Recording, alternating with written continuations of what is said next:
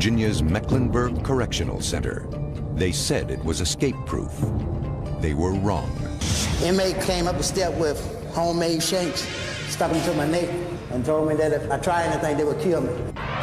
6 inmates broke out at about 10:30 last night. Dangerous killers on the loose. If they murdered once, they were capable of murdering again. A nationwide manhunt. The trail is getting cold. They could be anywhere by now. Escape from death row.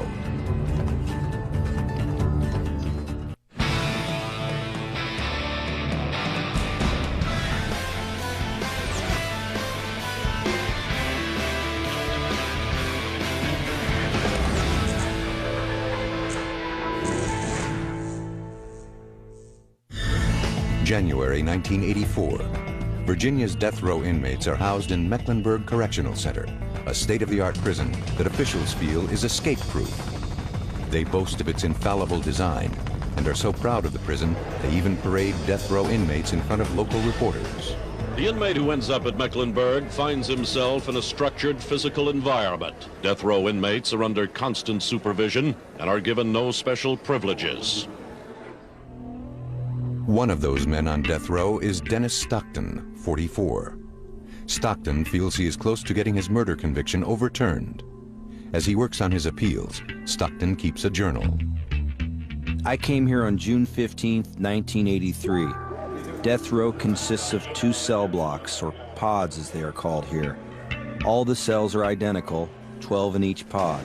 6 upstairs, 6 downstairs. Control of the individual cells on death row is in the hands of a guard stationed in a secure control room. That guard dictates who enters and leaves death row. The inmates in death row are allowed to leave their cells to eat together. They come out also to watch television and play cards in the evenings. Downstairs is a main control booth, allowing access to the prison yard outside. Without cutting or tunneling under the fence, there are only 2 ways out of Mecklenburg: the busy administration center and a double-locking vehicle gate. Mecklenburg is composed of 5 identical buildings. Death row is in Building 1. In 1984, death row is home to the 2 most notorious inmates in Virginia, brothers Linwood and James Briley. They were absolutely vicious. They had absolutely no conscience, no respect for human life whatsoever. Arrested in 1979, the 2 are known throughout the prison and the state for the brutal murders of 7 people, including a 5-year-old boy and his pregnant mother. Using intimidation and guile, the Brileys control death row. Linwood Briley is the brains. His younger brother James is the muscle. The Brileys have been at Mecklenburg for 4 years, but time is running out. The state has set Linwood's execution date for August, and he has little hope for an appeal. The Brileys decide an escape is their only option. The brothers begin to hatch a plan. They start to recruit other death row inmates to go along with them, including Earl Clanton, 29, sentenced to die for the 1980 strangulation death of a librarian. Derek Peterson, 22, convicted in 1982 for the killing of a grocery store manager. Willie Jones, 26, on death row for the murder of an elderly couple. They were retired storekeepers. He shot them in their home, took their life savings, and then set the house on fire. The conspiring inmates hold meetings right in front of the guards at the recreation tables on death row. The inmates start studying the guards.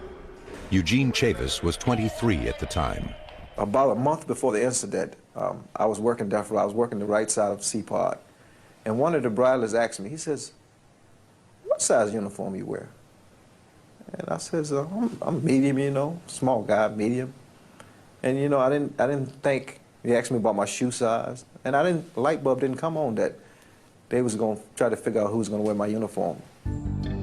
The inmates are meticulous. They learn the officers' security codes. We gathered the information over several weeks, maybe 45 days or so. Different people would ask different officers what a certain number was. Then a list was put together. The plan is coming together, but Dennis Stockton is worried about the repercussions if it fails.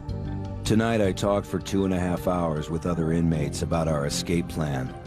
I'm beginning to have serious doubts. Much tension and paranoia exhibited by everyone this past week. I was no longer interested. I told them I wasn't going. Dennis Stockton backs out, but he is quickly replaced. In late March, a new man comes to death row, Lem Tuggle. Tuggle was convicted in 1983 of shooting a man to death in Western Virginia. 5 months before that, he had been paroled for a 1972 rape and murder. There would be no parole for Tuggle this time. They called me off to the side, about 5 of them did, and asked me if I wanted to get in on an escape from here. And of course, right away, I said yes. For the next month, the inmates stockpile homemade weapons, hiding them in the walls of their cells and in the hollowed-out legs of the metal tables on death row. By May of 1984, the 6 inmates have honed their plan, and now they are ready to act. So a lot of things I still remember just like it was yesterday, even though it was 17 years ago, because you don't forget stuff like that. When we come back, the inmates make their break. May 31st, 1984. The plan is in place. It's finally time. I came to work 4 o'clock, and just a regular day. 6 p.m. Death row inmates are taken outside for their daily recreation. After months of conspiring, the escape is about to begin. 8 p.m. Rec ends. The plan hinges on the next few moments. Officer Sandy Walker escorts the men inside. He brings the inmates up the stairs to death row. As they walk through the hallway, Earl Clanton slides into the guard's bathroom, directly across from the control booth. When I took him out from the rec room, I was in front or back. I can't remember which one. He slipped in the bathroom behind the control room and locked the door. Officer Walker has failed to correctly count the inmates on their way in from rec. He doesn't notice one is missing. Clanton locks the door from the inside and waits for the signal. The inmates need to draw the guard out of the control booth across from the bathroom where Clanton is hiding. James Briley asks the guard in the booth to pass a book to an inmate on the other side of death row. Without thinking, the guard takes the bait. As he steps out of the control booth, Briley shouts to Clanton. Clanton lunges from the bathroom into the booth. He was turning the knobs before the guard even realized what was going on. The doors opened. The prisoners charge from their cells. Armed with shanks, they grab the remaining guards in the pod. Within 3 minutes of Clanton's rush from the bathroom, the convicts have taken 5 hostages. The inmates not in on the plan are locked up as well. Death row is suddenly transformed. 5 guards lie tied up on the floor, while 6 inmates roam free with knives and keys. Phase 1 is complete. The inmates have taken the control booth. Phase 2, lure the remaining guards in the building to death row. 9:12. Officer Eugene Chavis is working in the adjacent cell block when he hears some commotion. Chavis leaves his post and enters death row to check on the noise. I seen Earl Clanton and Len Tuggle. They started running towards me. Of course, I outweighed him by about 100 pounds. And I just grabbed him, pulled him around.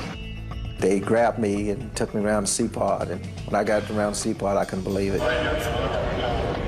There was chaos. There was inmates with officers' uniforms on, and a lot of screaming, a lot of yelling. And there was an inmate in the control room. What they did, they took me on the right side of C-pod, and they escorted me down to the bottom tier. And they would handcuff them or tie their hands and leave them in the corner down. Of course, we were taking their clothes from them because we had to get their clothes to wear out. They had duct tape and they had rope. After I was disrobed, they tied my hands behind my back and put a sock in my mouth and gagged me and put something around my eyes, and I was laid on the floor. It kind of hit me then that this was real. This was actually happening.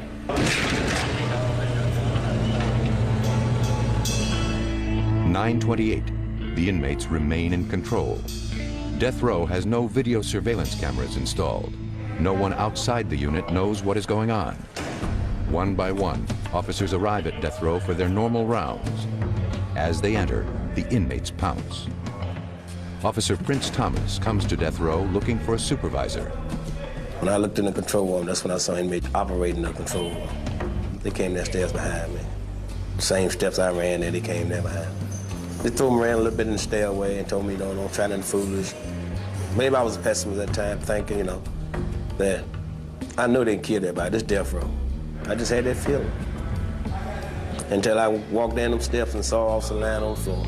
That's when I said, well, at least I don't see nobody dead. I didn't know if nobody was dead or not. Over an hour has passed since Earl Clanton's initial rush from the bathroom.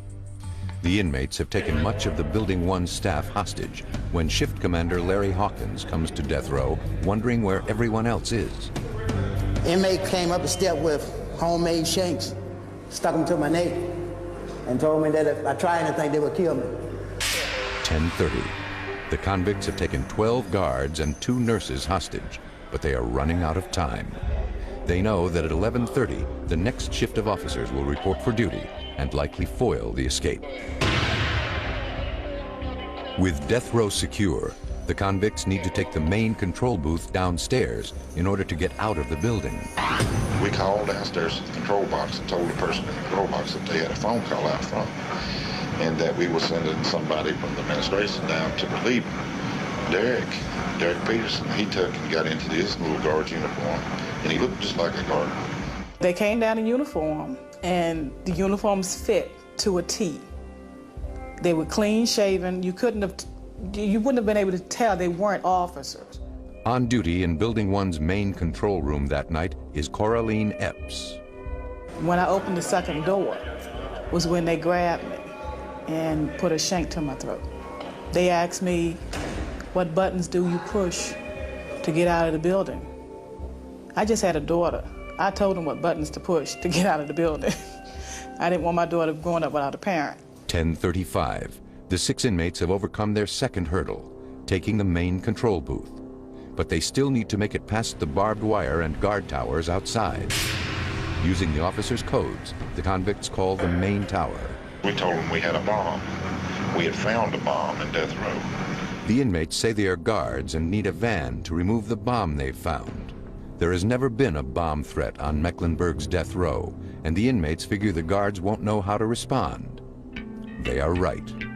We took and loaded up a TV, and we took a stretcher, and we put the TV on the stretcher and covered it with a blanket. Can you imagine a bomb being as big as a TV and people on Death Row making a bomb that big? I mean, it was hilarious. The 6 men, dressed in riot gear they found near the main control room, carry the stretcher out of the building. For effect, they spray the phony bomb with a fire extinguisher. We just took off for the gate, and soon enough the van was sitting right there at the gate. We had those little 2-way radios and everything, and there was a guard standing beside of the van, and Derek hollered at him and said, "Run, we got a bomb." But he took off running. We never did see him no more. And we loaded up. 3 of them got in the front, and me and 2 others got in the back. 10:47. Freedom. Linwood Briley drives the van, leaving Mecklenburg Correctional Center behind. In less than 5 hours, the 6 inmates have done what prison authorities had deemed impossible: escaped from Death Row. Then, as we was leaving, we got down the road a little bit. And just as we hit the main highway, one of the guys with the radio got on the radio and called back to the tower and told them to close the main gate. Well, they acknowledged and they closed the main gate. So now we just left. We gone. When we return, the inmates hit the road and the hunt for the killers begins. We knew that we had a very serious situation on our hands. It was essential that we apprehend them as quickly as possible. May 31st, 1984. 6 convicted killers have done the unthinkable, broken out of escape-proof Mecklenburg Correctional Center in Virginia. They head south in their stolen prison van and cross into North Carolina. First thing we did was ditch the van, and we parked it by an old school. We just put it back in the bushes and left it there. The 6 inmates bolt from the van. They split into 2 groups. Earl Clanton and Derek Peterson go one way, while the other 4 go in the opposite direction. Around midnight, local resident Andrew Davis is driving home from work. He is stopped at a red light when 2 men, Clanton and Peterson, jump into his car. One guy reached over and saw it, grabbed the steering wheel, and the other guy just put the knife to my throat. What did you do? That's when I started struggling and getting out of there. Davis's screaming scares Clanton and Peterson. They flee. Unable to find another car, they sleep in the woods. Meanwhile, the 4 others scramble up Main Street looking for a car to steal. They find one, a Ford pickup with the keys still in the ignition. They pile into the truck and take off. Once we hit the road, then we were good to go then. And just before daylight, we drove right back by Mecklenburg, the institution. I mean, right back by the road. We was just a few hundred yards from the prison. That's something they would have never expected. We saw all these cars and all these cop cars and everything all going up into the prison and everything. We just rode right on through them, kept right on going. June 1st, early morning. Sleepy Warrenton, North Carolina wakes to a swarm of troopers, investigators, and media. Corrections officials say they're responding to numerous reports of sightings from people in the Warrenton area. The quiet hamlet where investigators have discovered the stolen prison van is shaken. Afraid to leave the house, afraid to stay home alone. Every one of them had committed at least one murder, and we knew that we had a very serious situation on our hands. It was essential that we apprehend them as quickly as possible. Police set up a command post in an old Lions club, but leads are coming up cold. You're not sure they're here, you're not sure they're anywhere. Isn't that what you're saying? Well, we believe they're still in Warren County. Roadblocks seal off a 10-mile area. Well, it's hard to say exactly what they'll do. They'll be looking for transportation. The citizens should make sure that their cars are secured, no keys are left in them and that sort of thing, and they'll be looking a home base, and wherever that may be would be dependent on the individual. Helicopters churn overhead, and 4 bloodhound teams scour the woods. Law officers involved in the search for the 6 inmates have been told not to take any chances. I don't think the thought ever crossed my mind that we would not apprehend these individuals. I was absolutely fearful that someone would be killed or seriously injured before we caught them. 19 hours have passed since the 6 inmates made their daring escape from Mecklenburg. Clanton and Peterson have spent the night in the North Carolina woods, while the other 4 escapees have driven off in their stolen pickup. Hungry, Clanton and Peterson jog into town. They buy wine and cheese at a convenience store and sit down to eat in the laundromat next door. Clanton is still wearing the stolen guard's uniform. The store owner spots them and calls the police. Officer Dorsey Capps is the first on the scene. If they were sitting right here, one was sitting on one end and one on the other, I immediately, when I walked through the door, I pulled my weapon, I drew my weapon. And the captain came on in behind me, Captain Cole, and I put the gun, I said, stand up and put your hands up. And one of them started for the bag, and that's when I pulled the hammer back on the weapon. I spoke in a loud tone of voice and told them to stand and put the hands on the wall. And after I told them that, they did exactly what I told them to do. Late this afternoon, police apprehended 2 of the escapees, Derek Peterson and Earl Clanton. They were found in a downtown Warrenton laundromat, 1 block from the city jail.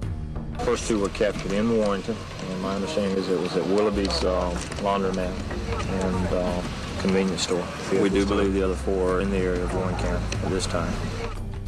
With 2 inmates caught in less than 24 hours, police continue to focus their search for the 4 remaining suspects in the thick woods around Warrenton, North Carolina.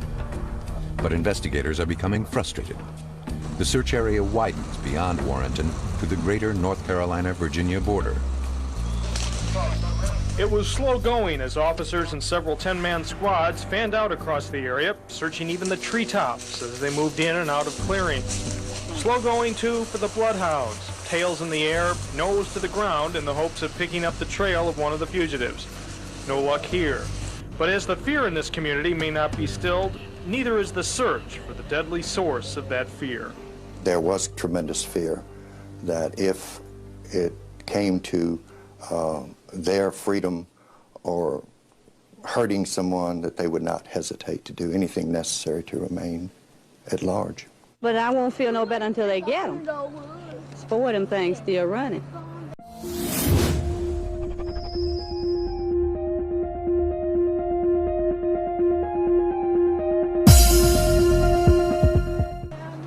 Once they get them, then I'll be all right. Keeping my doors locked, window shades pulled and everything. Scared. I'll be glad when they get them and hope when next time when they lock them up, don't let them get away. There was a great deal of heat being taken by the governor, and there was still fear in the minds of the citizens. When Governor Robb met with reporters last night, there wasn't much to tell. Still no arrests in sight, still no official blame. Well, obviously, the responsibility for all of the actions of state government rests with me, and I accept responsibility for those actions. While police search in and around the Virginia-North Carolina border, the 4 remaining death row escapees are already hundreds of miles away. Once we got out of Virginia, we stopped and went to this little place like a little minute mark. Got a 6-pack of beer and some food, some cigarettes. And that was the first beer I'd had in a long time. And, buddy, it tasted good. It tasted real good. It was just sinking in that we had actually got out. We was on a high like you wouldn't believe, and it was all natural. I mean, we was excited and screaming and hollering, and we're just having a good time. Lem Tuggle, Linwood and James Briley, and Willie Jones head north in their stolen pickup truck. The 4 fugitives drive over 350 miles on busy Interstate 95 and are never spotted. We drove all the way to Philadelphia, non-stop. And in Philly, we let the Brileys off. Just hours after escaping from death row, the Briley brothers, linked to 11 murders in Richmond, are now free in Philadelphia. Willie Jones and myself got in the truck and kept on going. And I was going to try to go to Canada. Over 24 hours have passed since the largest escape from death row in U.S. history. Lem Tuggle and Willie Jones are now north of Boston, and investigators have no idea where they are. Meanwhile, the FBI is developing leads on fugitives James and Linwood Briley. Well, I was younger then, aggressive. Special Agent Michael Carbonell was assigned to lead the Philadelphia FBI investigation into the missing Briley brothers. It seemed to me to be a worthwhile cause and a great case. 6 guys wanted for murder, and 2 of them really bad people. Leads went out all through the country, and agents everywhere began to cover those leads to see if we could find these guys, hopefully quickly, before they were able to kill anybody else. They tried to go through their backgrounds and interview known relatives, friends. They got the phone log from the death row wing that they were on. They set out all the phone numbers that had been called. The phone records reveal that the Brileys had placed several calls to their uncle living in Philadelphia, Johnny Lee Council. We began to focus on the uncle, but at the time I didn't want to interview him. We wanted to put a surveillance on him to see if the Brileys were possibly here with the uncle.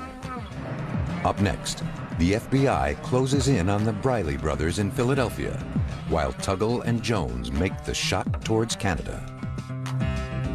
The largest escape from death row in U.S. history is now several days old. 2 of the killers have been caught, but 4 men remain on the loose. Authorities are baffled. They continue to search Virginia and North Carolina, but the escapees are miles away. The 2 most dangerous men, brothers James and Linwood Briley, are hiding out in Philadelphia, while Lem Tuggle and Willie Jones close in on the Canadian border. Tuggle and Jones have no money and are quickly running out of gas for their stolen pickup truck. Hungry and tired, Jones and Tuggle come across a vacation home in northern Massachusetts. Just locked up, and of course the light stayed on 24 hours a day, and just to have the place lit up at night, keep from crooks breaking in like we did. It was full of food and had 2 great old big 6-packs of ice-cold Canadian beer in the bottles. First thing I did was pop the top on one of them bottles and drink that down real quick. Tuggle and Jones loot the cabin. They take camping equipment, sleeping bags, and a television set. Tuggle also grabs a hunting knife for protection. They had these giant cigars They was laying around all over the place, so now we had beer and cigars and food.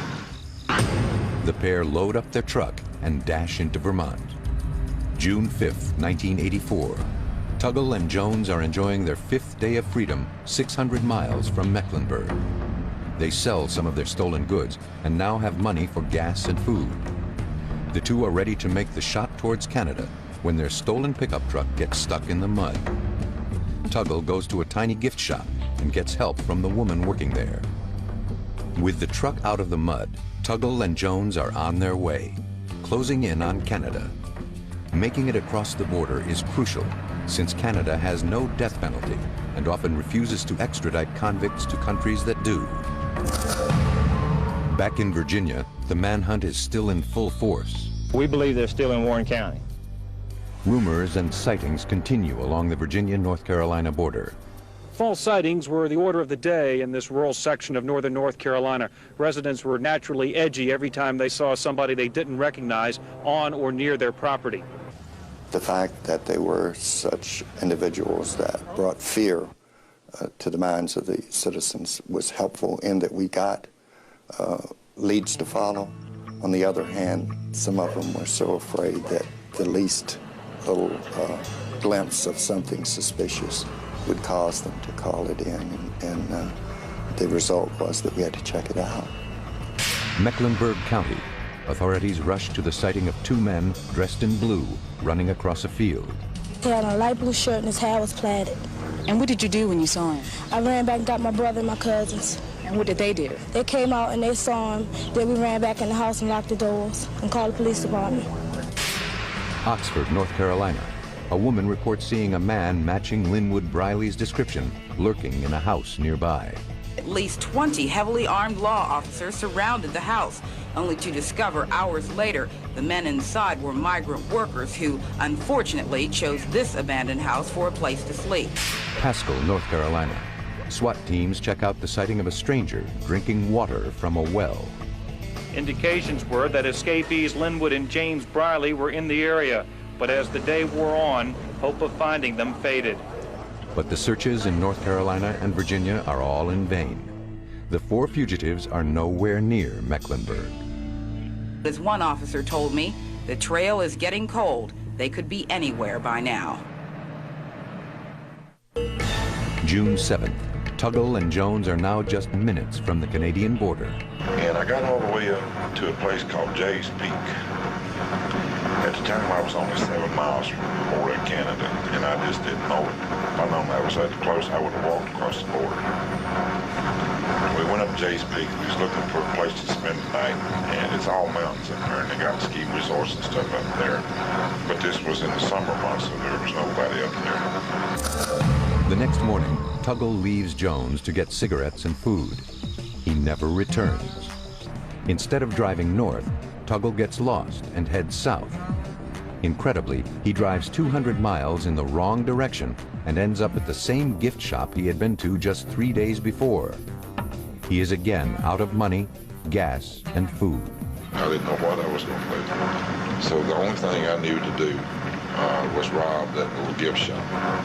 I can remember saying a little prayer before I went, asking that nobody get hurt, absolutely nobody get hurt. He took a soda out of the soda machine, came up to the cash register, put the soda down, and when I punched it into the cash register and the drawer opened, he very calmly said, "Don't move, don't say anything." And I happened to look down, and he had a knife pointed at me. After robbing the gift shop, Tuggle dashes off in his pickup truck, but police are quickly on his tail. Before I could get away, a cop pulled in behind me. I tried my best to get away from it, but that truck just wouldn't run at 85 miles an hour. Finally, they throwed up a roadblock and caught me. Tuggle's first words when arrested, "I'm Lem, and I'm wanted in Virginia." Sergeant Dan Begiebing books Tuggle at the tiny state police barracks in Shaftesbury, Vermont. The holding area in Shaftesbury was simply a steel chair that was bolted to the floor with a very large ring where you would secure the people with handcuffs to these rings so that they couldn't escape. And while I was securing him to the ring, one of the other officers snapped the Polaroid because Lem was basically yucking it up, big grin on his face, you know, take my picture, I'm going to make you guys famous, you know, you won't forget this, and kind of enjoying the celebrity status that he had in the office at that time.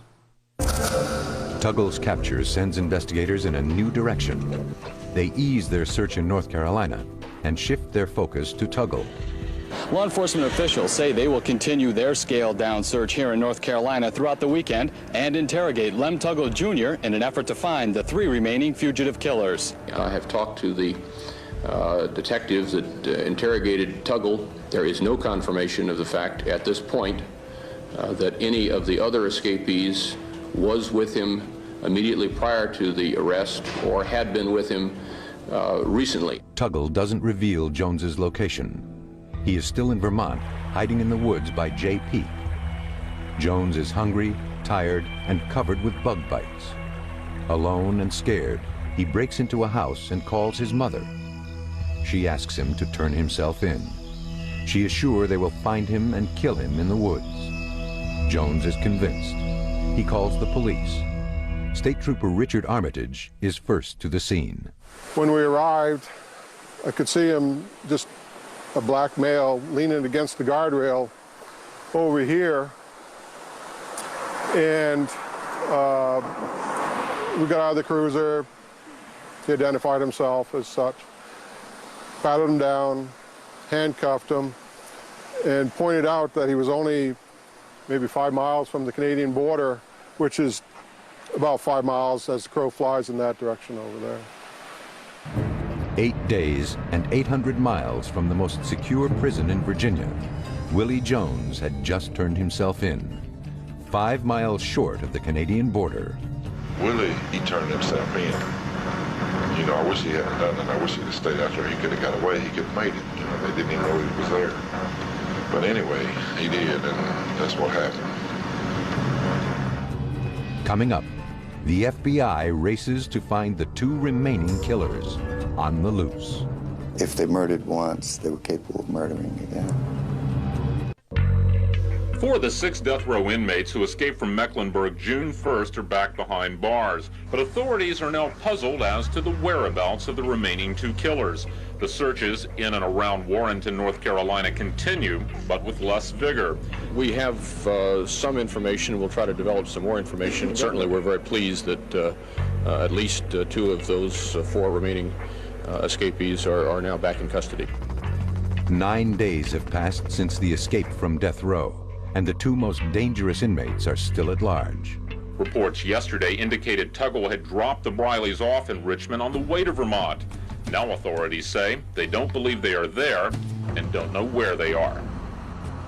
For the 3rd time in as many days, the Special Weapons Unit of the Quebec Police Force searched for the 2 killers from the air and on the ground. Yesterday, 4 FBI agents arrived here to help in the search, but they only brought bad news. It seems now that the Briley brothers may be armed. Meanwhile, escapee Lem Tuggle reveals to the FBI that he had dropped the Briley brothers off in a park in Philadelphia on his way to Vermont. Tuggle says that they had burned the stolen Mecklenburg uniforms and hid the guards' badges in the hollow of a tree. Tuggle had drawn a map of Hunting Park, kind of drew where the badge was in the trees. I didn't believe it. I thought this guy was just playing with us. I mean, why would a convicted murderer who's sentenced to death cooperate with us? We picked him up at the airport. We arrived at Hunting Park. We began to check the hollows of trees. Lo and behold, we found the badge. With the discovery of the badge, investigators now believe that the Brileys had, at the very least, been to Philadelphia, and most likely are still hiding somewhere in the city. It's not something that stays in the back of your mind when you first meet somebody. Hey, he might be an escaped prisoner or something like that, mass murderer, Ted Bundy. Nah, you don't think that way. At 25, Dan Latham had just opened up his own car customizing shop on 2nd Street in North Philadelphia. When his family friend, Johnny Council, asks him if he could take in a couple of friends, 2 out-of-towners wandering from place to place, Latham readily agrees. They just said they was friends of Johnny, and the tall one said his name was Slim, and the shorter one was Lucky. And That's basically it. The Brileys, calling themselves Slim and Lucky, live in Dan's shop. In return, they watch the place at night and help out with work. It was like a mini block party. I always had a lot of friends that would stop by and buy cases of sodas and just sit here, hang out, work a little bit, eat, have some fun, chase the girls. Well, no big thing. The Brileys have concealed their identities well. No one knows where they are from or that they are two of the most wanted men in America. They never really talked about where they come from or where they grew up at. But they did say they wanted to go to Canada. By their first week, the Briley brothers are feeling quite comfortable, and they're becoming more daring. Neither one of them seemed like they was hiding from anything or hiding from anybody. One instance, I had to go to a customer's house to pick up a deposit, and he was a Philadelphia police officer. Slim was with me. Never act like he was shaking or anything. Went to the guy's house, picked up the deposit, sat and chatted with him for a minute, and the officer looked him dead in the face. So he wasn't paying attention to his bulletins, I guess. We got in the truck and came on back to the shop. Meanwhile, the FBI is on to the Brileys' Philadelphia connection, their uncle, Johnny Lee Council. Surveilled the uncle's house, followed him to various places, but he kept going to this garage in North Philadelphia on 2nd Street. He went there numerous times. And I said, well, obviously they're not at his house because nobody's come out of there but him and his wife. Why don't we put a surveillance on that garage? As the FBI sets up its surveillance of Latham's garage, they get another big break. We received information from our office in New York that one of the Briley brothers had made a call to a friend up there. We were able to trace that call from New York to the garage. So then we knew that they were there. The FBI sends an informant into the garage. He enters and talks briefly with James. He came back out and he said, I think it's him. We drove this van down the street and opened the back door, and we were there in seconds. FBI agents arrested the Brileys outside this North Philadelphia auto customizing shop. Neighbors say that for the past week or so, the two brothers apparently had been working here. Just before 10 o'clock last night, the Briley brothers were sitting right here on this step.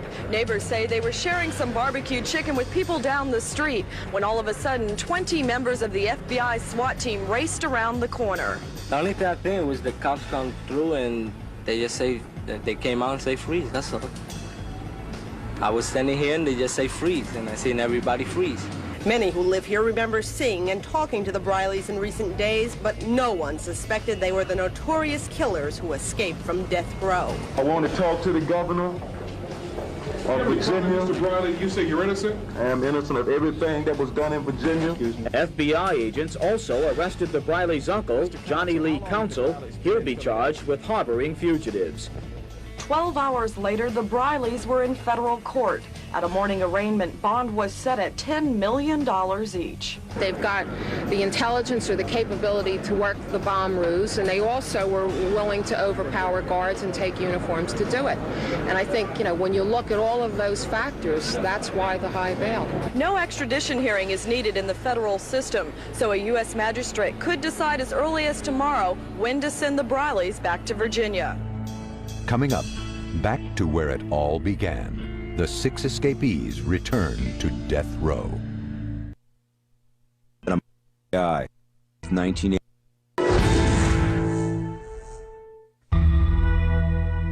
June 19th, 1984. Heard on the news that James and Linwood were taken into custody by the FBI. Linwood said that they would never be caught alive. I hope they don't execute him, but I'm afraid they will. 19 days, and it was all over. Amazingly, no one is seriously hurt or killed during the entire ordeal. The 6 inmates have had their taste of freedom, but now death row and the electric chair await them. Linwood Briley is the first of the escapees to face execution. His date had been set before the breakout. The courts have denied Linwood Briley a stay in his execution. At this moment, the execution is set at whatever time the governor and the Department of Corrections decide on for Friday. Linwood Briley is executed October 12, 1984, less than 5 months after escaping death row. Just before his death, he said to a friend, "I had my 19 days. They can't take that away from me." James Briley follows his brother to the electric chair 6 months later, April 18, 1985. He holds a press conference days before his execution. Each day that I live with hope, and I live with faith. And as long as I'm alive, that's the way it's gonna be. James D. Briley was executed at 11:02 p.m. in the manner prescribed by law. Death was pronounced at 11:07. He had no final statement. He smiled. The state executes Earl Clanton next, April 14, 1988, followed by Derek Peterson, August 22, 1991. Willie Jones, who turned himself in on the advice of his mother 5 miles from the Canadian border, is put to death September 15, 1992. So now they done caught us all and brought us all back. They have executed every one of us except me. I'm the only one that's left alive from the escape. They're trying their best to get me as well. Lem Tuggle is executed December 12, 1996.